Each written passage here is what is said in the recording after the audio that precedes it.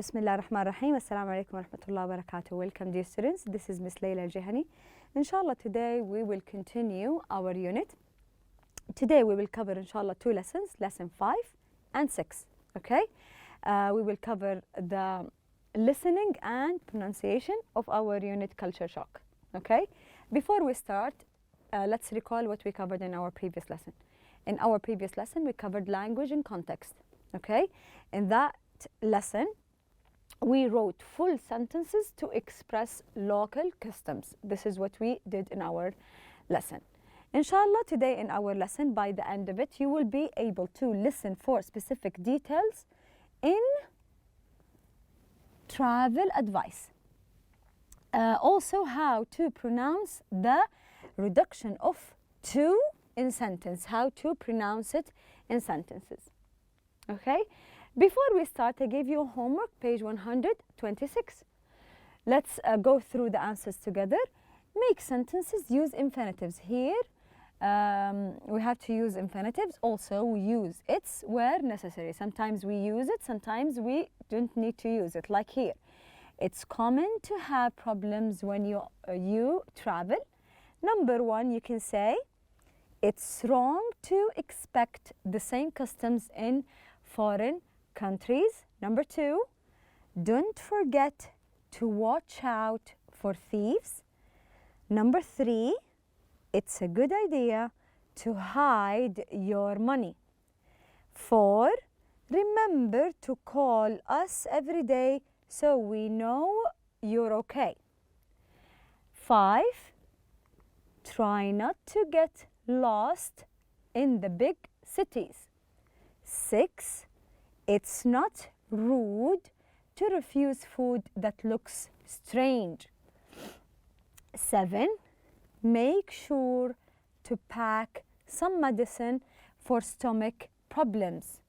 8, it's important to take your doctor's telephone number with you. Last one, 9, be sure to have a great time. This is it for exercise G. We have exercise H, complete Michael's story, use gerunds and infinitives. Here we either use gerunds and infinitives. طيب يا miss, when do I use the gerund? When do I use the infinitive? From the sentence, from the when you are reading the sentence, you can use either gerund or infinitive. It depends where the blank is. Is it in the beginning? Is it in the middle? Look at the verb before it. Do you remember the list of verbs? We said with infinitives, sometimes we have verbs, certain verbs, that after it we have to put an infinitive. Also, we have another list for gerunds. Some verbs we can't use infinitives, some verbs we can't use infinitive after it. We have to use gerunds. Look back at these two lists so you can know how to answer this exercise. طيب, here, going to Spain as an exchange student in high school was one of my big dreams. I hoped to learn Spanish while I was there, but I learned much more than Spanish. Living in Spain gave me the chance to learn another culture. My parents took me to the airport and I promised to send. Here we have promise, one of the verbs that should be followed by an infinitive. Emails every day. Flying to Spain was a very exciting day for me. But after I arrived, I refused to write to my parents for several weeks. I didn't write because I was so unhappy. Nothing was the way I expected to be. I missed my friends at home. Hanging out with them was always a big part of my day. And every day in Spain, I thought about how great things were at home. In the United States, before my trip to Spain, I meant to learn Spanish. But now I refuse to talk to anyone in Spanish. I even pretended not to understand what people were saying to me. Then a student who was my age invited me to the beach and introduced me to a lot of his friends. Going to the beach with others was really important. I remembered to have fun. Okay, this is it for the homework. Now starting our lesson, please open your books, page 62. Okay, if you can look at your book and you look here, we have a similar picture. We have two men. One of them is wearing thobe. Yes, it's a custom, traditional clothing here in Saudi, صح? Or in the Gulf area. And we have another man. Do you think they are from the same country? No, they're not from the same country. They wear different, they look different, so we think they are from different countries. Do you think they are from the, they are working or they're studying together? From what they are wearing, I think it's a business, صح? They're having a business, they're shaking their hands, I think they finished the business. So in our listening, I think we will hear about the difference between our culture and the foreigners' culture, okay? So you will hear some customs in the United States. So you will hear a text about how people are in the United States, how they are different than us, okay? So listen to the advice about traveling to the United States. Imagine that you are traveling to the United States. Let's hear how the people, the American people, are, okay? Then answer true or false, okay? So we will listen, inshallah, twice. Then we will go through the answers.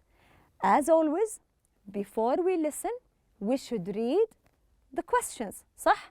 So when we listen, we know how to answer. Let's read number 1. Gestures are very similar all over the world. Gestures, they mean the body language.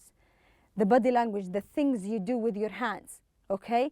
Like peace, like bye. Does it mean the same? So this is what they mean about gestures, okay? Number 2, Americans usually introduce themselves with their last name. Do they say, I'm Mr. Smith, or I'm Mrs. Jones, or they say I'm Mary or I'm John, for example? Okay, do they introduce with their first or last name? Number 3, Americans like to stand really close. Do they like to stand really close, or they leave a distance, a normal distance between each other when they are talking to others? 4, people are expected to arrive on time or at all events in the United States. You should be on time, you can't be late. Is it true? We don't know. We will hear, then we write true or false. 5, it's polite for house guests to give a small gift. It's polite when you go to someone's house to bring a small gift in the United States. So how will we answer? We will listen, and then we will listen again, inshallah. Then we will go through the answers together. Can we listen, please? Bismillah. There are certain things that you should be aware of when you travel to a foreign country. Patterns of behavior that are acceptable in your country may actually be insulting to people in other cultures. Body language also varies. Gestures that mean one thing in your culture may not be understood, or may have a different meaning in another culture. If you're going to travel to the US as a tourist, as a student, or on business, it's advisable to observe the following. Americans usually shake hands when they first meet people and business acquaintances. They greet others by making eye contact and smiling, and it is also common to introduce people using first names. In general, they like to keep their distance, and are uncomfortable if someone moves in really close. The acceptable distance is approximately 40 centimeters, about an arm's length.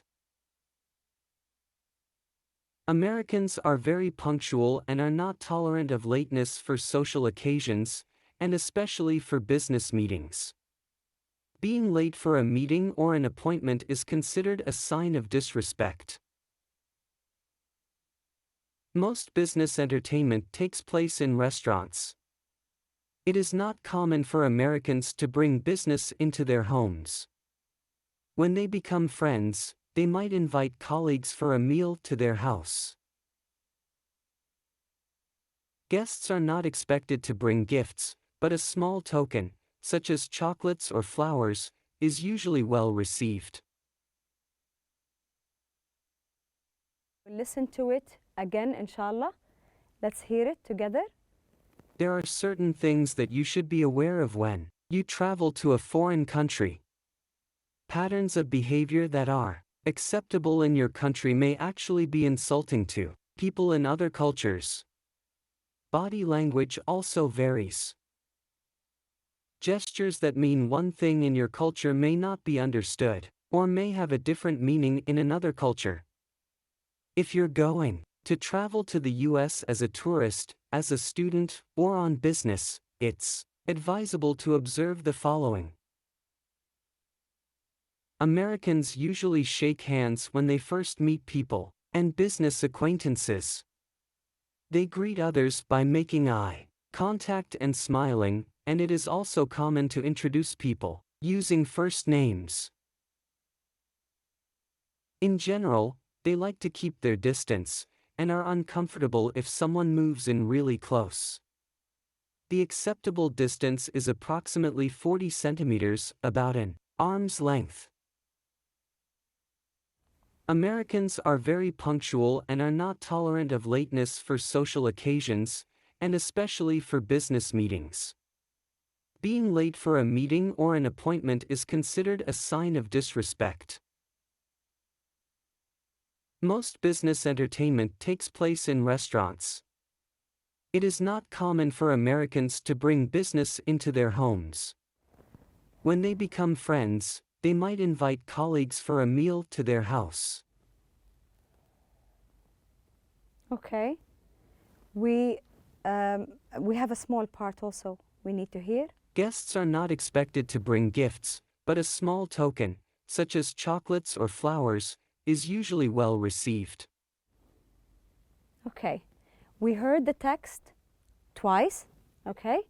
Now let's go through the questions. Number 1. Gestures are very similar all over the world. Do you think this is true based on the text? No. So we will write false. Okay? Second one, Americans usually introduce themselves with their last name.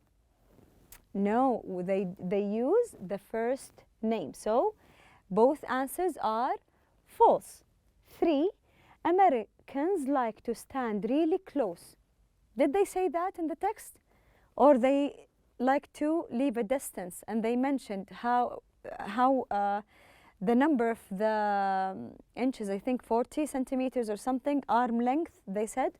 So it's false statement. Number 4, people are expected to arrive on time. Is this true? Yes, it is. So we write true. Last one, 5, it's polite for house guests to give a small gift.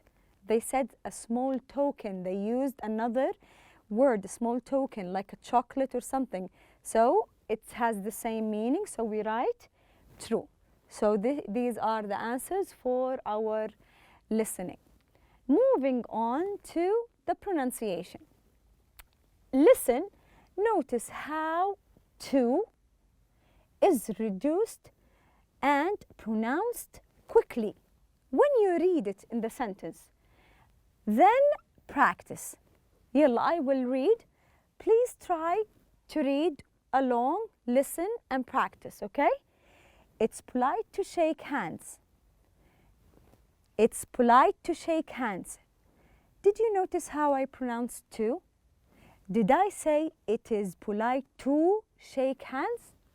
لا, it's not natural. You don't have to say to, okay? You can say it's polite to shake, okay? It's impolite to share, to stare, sorry. It's impolite to stare at someone. It's advisable to study the customs. It's advisable to study the customs.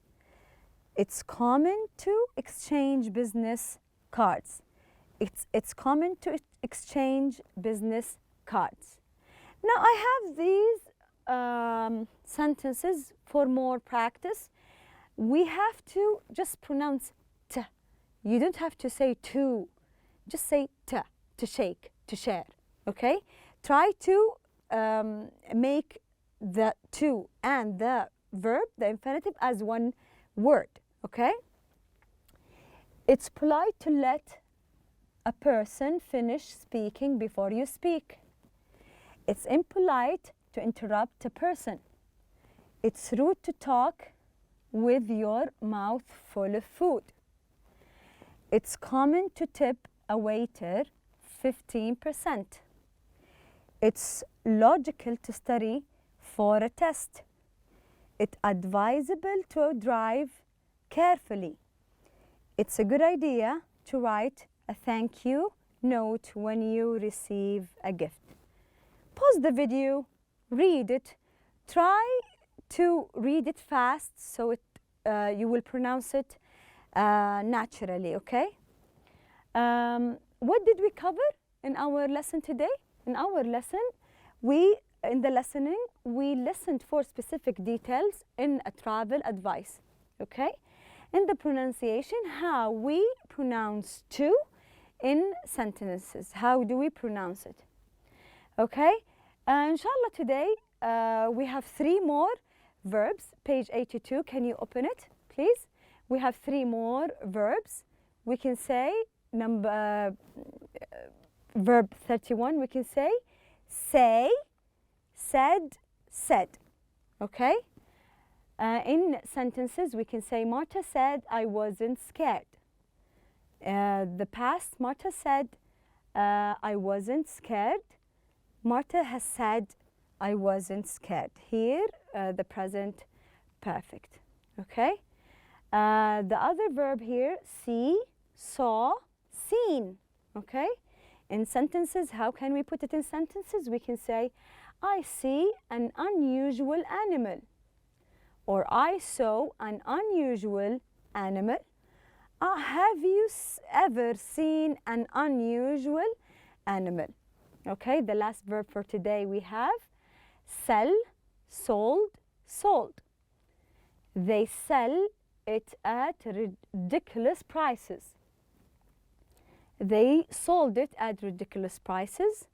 They have sold it at often ridiculous prices. Here, the present perfect, and here we have it in the past, and the first one we have it in the present tense. Hopefully this is useful for all of you.